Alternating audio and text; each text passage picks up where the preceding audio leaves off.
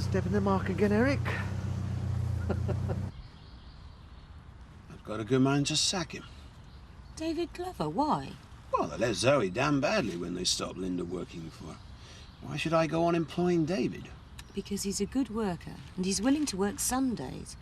And you're above petty backlashes. There's a lot of good workers out there. It's a buyer's market. Don't sack him, Frank. But I am above petty backlashes. Good. And let's enjoy the day. Classic cars should be arriving soon. Yeah, let's get across and see how young Biff's coping with it all. Oh, I'm employing Luke McAllister for the day. Sure.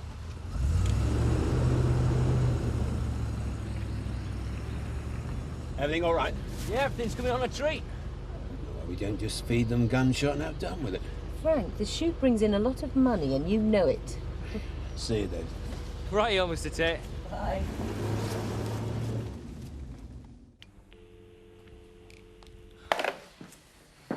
Who are you writing to? Biff. There's some things I need to explain to him. My views on blood sports, for one thing. Why don't you just tell him? We've fallen out. I suppose you'll be pleased about that. No, why should I be? Well, I know you've never really approved of him, and now you're on the verge of joining the hunt set with Kim Tate. Biff isn't quite top drawer, is he? Riding is good exercise, and I enjoy Kim's company. Look, I'm very disappointed in you, Mum. I mean, you must admit that killing innocent animals is barbaric. I mean, surely you could get exercise without getting blood on your hands. I'm just nipping out for some milk. I'll be happy to debate the ethics of countryside management with you when I get home. And I'm sorry you've fallen out with Biff. Now, lunch is in the oven. Will you check it for me, please, in about 20 minutes? Sure, and drive carefully. I hope you'll resist your killer instinct should you see a fox to chase. Still can't believe a mother of mine would associate with people who kill innocent animals. Don't forget to check the lunch. I won't. What is it? Lamb's leg, your favourite.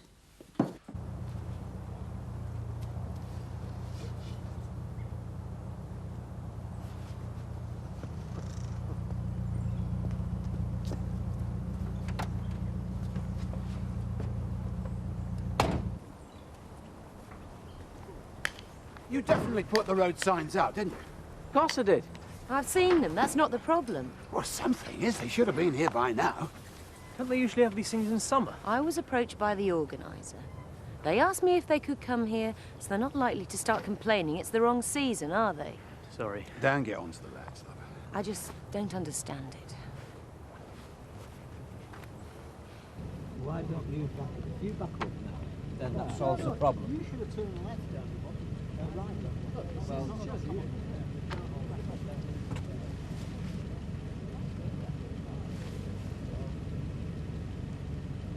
hello, Mr. Graham. It's Zoe Tate. I'm sorry I'm running a bit late, but I'm stuck behind some ancient cars in Whitebrook Lane. Well, I'll be there as soon as I can. Bye.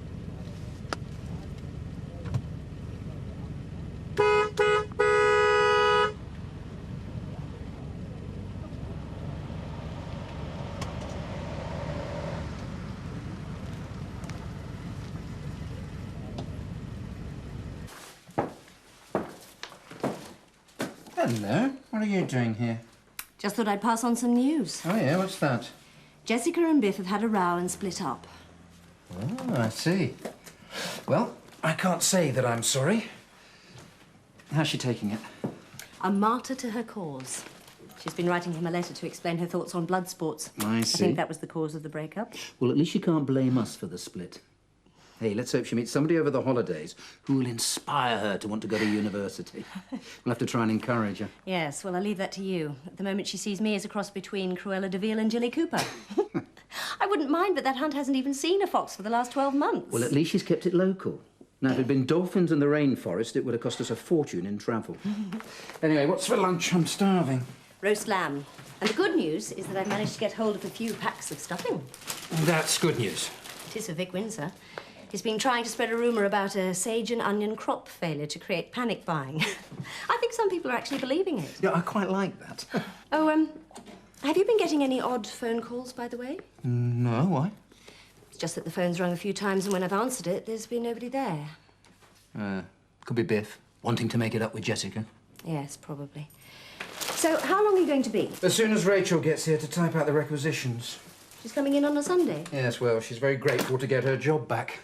And I'm grateful she took it. Perhaps we were a bit hasty sacking her. Yeah, well, it's all behind us now. Mind you, I'm going to have to find somebody else for the job in a couple of months. She's not pregnant, is she? Oh, my goodness. And is Chris Tate the father? I didn't say she is. And don't you breathe a word of this outside of here.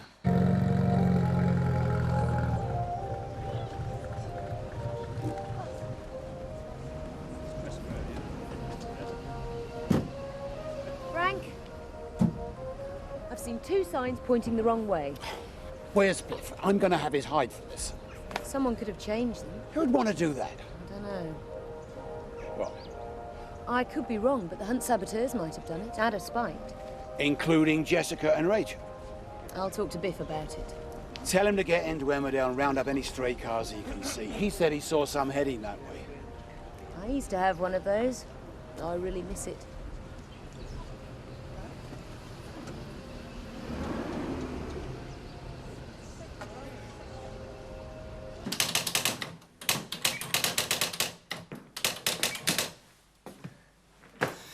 Has it sunk in yet? Just about. And you can cope, can you? Yeah, well, I'm young. I'm reasonably fit. How thick's your skin? It's not going to be easy for you, you know, Rachel. Now, I don't want to be a merchant of doom, but the time to think about the future is now. Not when it's upon you. I realise this is a massive responsibility. I'm not taking it lightly. No, I know. The point is, relationships are fickle. No matter how sound they seem now, and you and Chris might not feel the same way as you do for each other as time moves on. Oh, Rachel, you're very young. I really do think you should talk it over with the people closest to you and decide what's best all round. You're giving me doubts now. I was just going to go ahead and have my baby. Now, I'm not trying to push you one way or the other, but not enough people think about the responsibilities of bringing a child into this world. Making babies is designed to be one of the easiest things we can do. Bringing up babies, well, that can be very, very difficult, even when the circumstances are straightforward.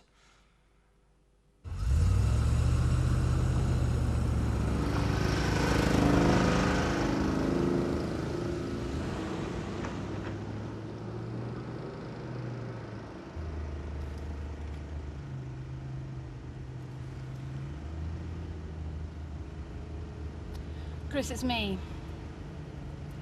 Well, I've been up since 6 this morning. I haven't stopped, and I've been plagued by old cars and anorak people blocking up the lanes. Yeah. Look, I'm not going to make it home for lunch. Why don't I meet you at the Woolpack? Bye. Oh, come on.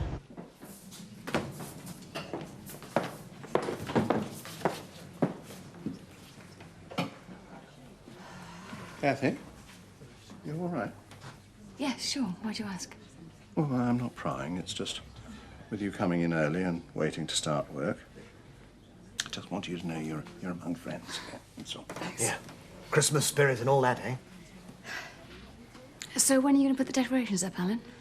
Well, I'm not sure, really. We're short of Seth at the moment. To help you put them up? No, not exactly. It's just he's so much part of the furniture. We leave him standing at the bar and put the pairing lights on him. Saves buying a tree. Yes, well, I think we've definitely lost Brother Armstrong to the widow Eggleton. Yes. Isn't they not even married yet? Alan, do you mind if I try and use the phone again? Yes, do. Use mine. Don't bother with the public one. Thanks. My heart goes out to her when I think what that Chris Tate's putting her through. Yes, me too. But I suspect she's tougher than we think she is. Hello, Bernard, it's me. I'm sorry to bother you, but I honestly think I'm cracking up. No, Mum's away. I know I should see you at the surgery, but you know I can't come when Rachel's there. But I need something to calm me down. Can you come and see me? So, the great Tate car rally's going well? Well, it isn't here anyway. Tell Frank that if it continues like this, we'll have to make a fresh batch of ale, just for his rally drivers. Eh, Alan? Yes, yes. Now, what can I get you, lad? Nothing, thanks. I've just come to show people where the rally's taking place. Well, you should have put up proper signs, old boy. There are cars all over the place. It's a shambles. A fiasco. And it couldn't have happened to a nicer chap. It's him, innit? After they had that fallout in here the other night. He changed the signs, I know he did. It certainly seems that way, but we can't prove it. Prove it? I'm not bothered about proving it. He threatened the job, all I'm bothered about is getting him back. So what we're gonna do?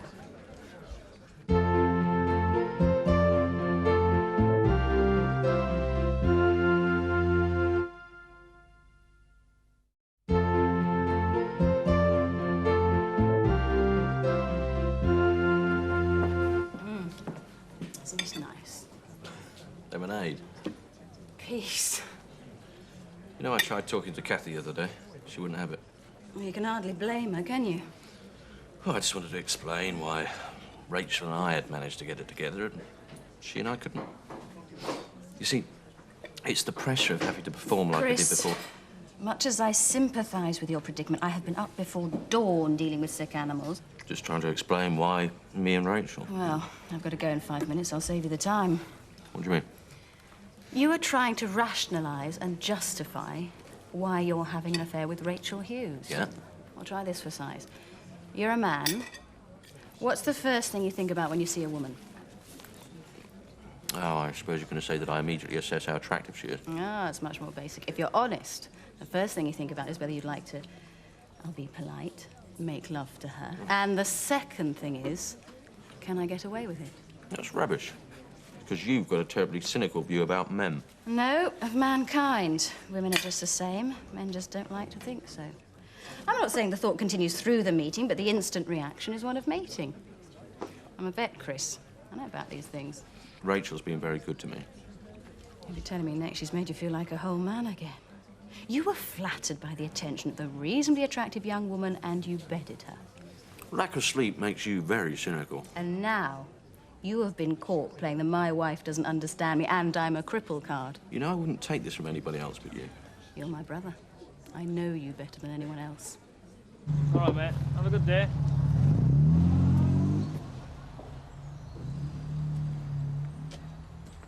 Will you come with us then, or what? Why? Because I don't like walking into the pub on my own. And anyway, you finish for the day. Why don't you ask Mum to see if she'd get you a job? Because I want to do it myself. Why don't you go in by yourself then? Look, how do you know there's a job going anyway? There's always jobs going in pubs this time of year. I thought you had to be 18. I only want to collect glasses. Are you coming with me or what? You're not going to give me a moment's peace until I do, are you? No. Right. Well, if I do, I'm going to have my dinner first, all right? Whoa. You don't want to be coming down here, mate. Oh, I'm going to have to get going. You think livestock would know it was Sunday and give me a break? Just look at her. Sitting there as if butter wouldn't melt in her mouth. Tart! Who the hell are you? Oh, she knows who I am, all right. She knows my husband and their father even better. This cow has seduced my husband. I don't think this is the place to discuss your husband, Mrs. Snow. It'll do for me. I'll bet what my husband didn't tell you was that he comes as part of a package. If you want him, you're welcome. But you can take his kids as well. It's ridiculous. You can't use your children like this. I'm sorry. Your head, woman. These children should not be in here. Will you please take them outside now? Oh, you'll find it's not such a bed of roses when you've the kids as well. I don't want your children, and I certainly do not want your husband. Oh, I'm sorry. With you jumping into bed with him on that so-called conference, I thought it was a bit of a hint that you did. Outside now. It's not our fault, Alan. She just barged in at us. Come on. And don't you think I'm entitled to after what she's done? I've brought his kids up, stood by him. I don't suppose you'd know about that, would you? Will you please sort this out outside? He's no money, you know. I have to look after that side of things. It's nothing to you, is it? I suppose when you go on a course, you sleep with anybody you can. I haven't finished with you yet. Give me back those keys. Let's go, darling. Come here.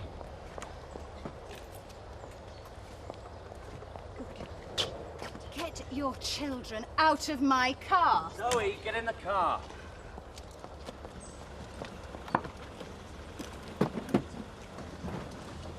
You have got this all wrong. Don't think you can pack him in and send him home when you're fed up with him. You take him and he takes the kids. You'll pay for this.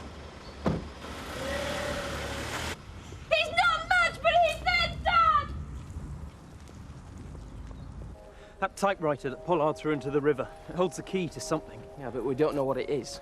Yeah, I don't suppose we ever will. Well, something's got to be done. He's made a real farce of today, and they were laughing at us in the pub. I know. The least we can do is show him that we know. Well, Saying too right. Fine. Well, lads, we're going to have to abandon the rally for another day.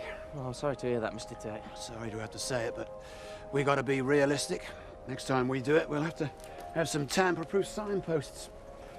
I've offered to take the organisers and some of the drivers down at the Woolpack. You're welcome to join us if you like.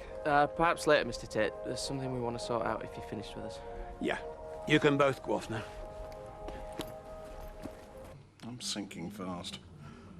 Not with me around, you're not. We're going to ride this storm out together. There are sunny days ahead. You just wait and see. I don't know what I'd do without you. I really don't. 2 whiskies, please.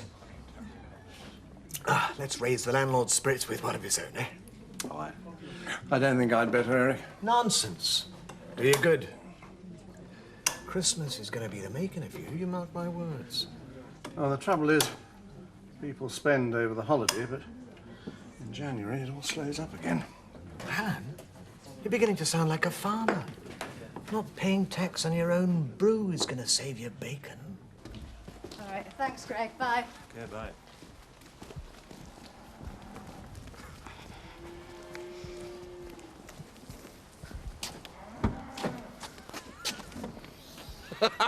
It's not funny, Christopher.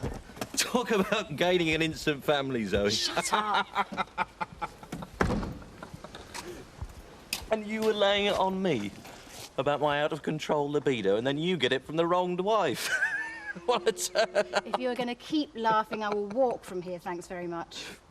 Don't be stupid, get in.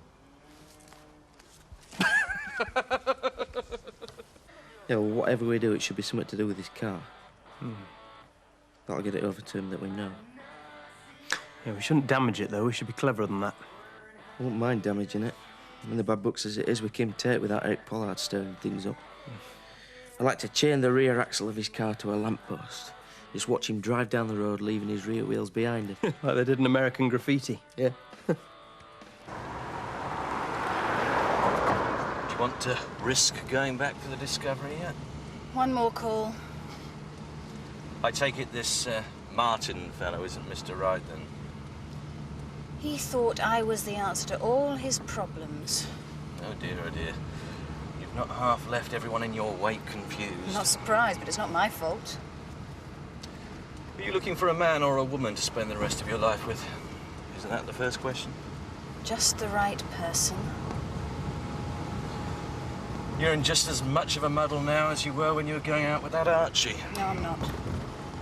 He was a good man. Not have anything bad said about him. You don't suppose she's left those kids in your Discovery, do you?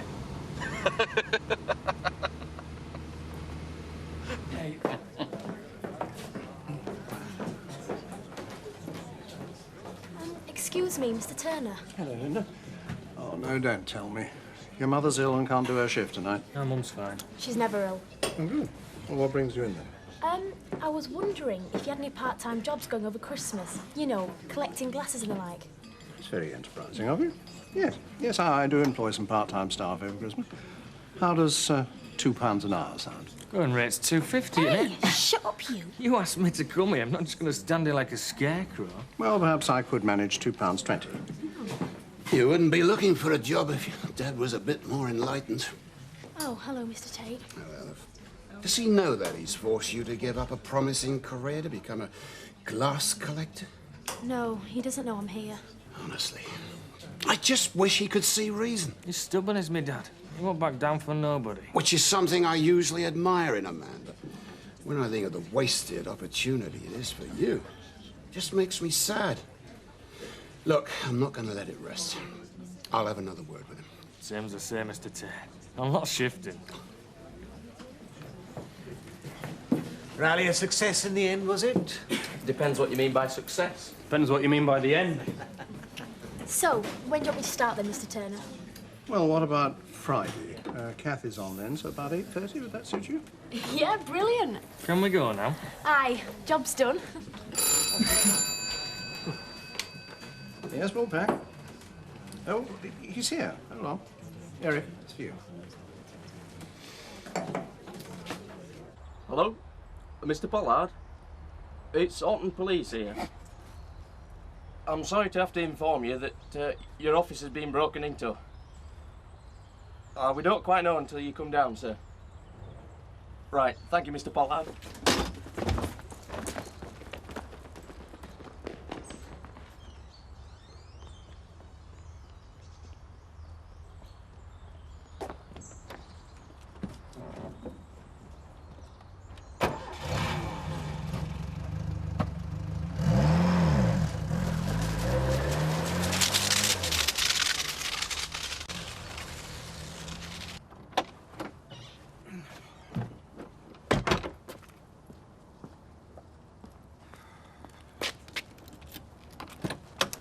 Bernard.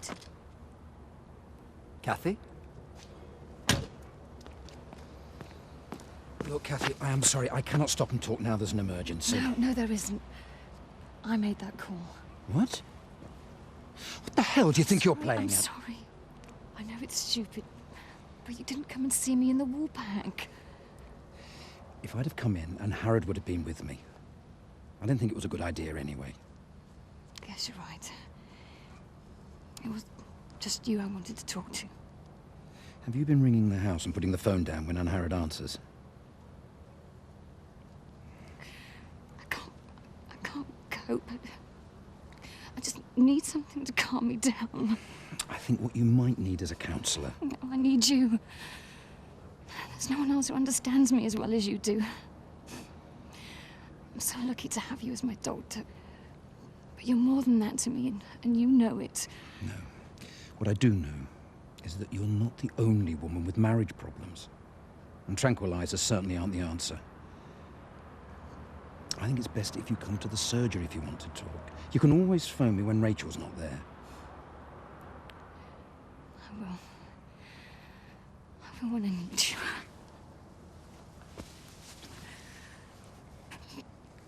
God, I don't know what's going to happen to me. All right. All right.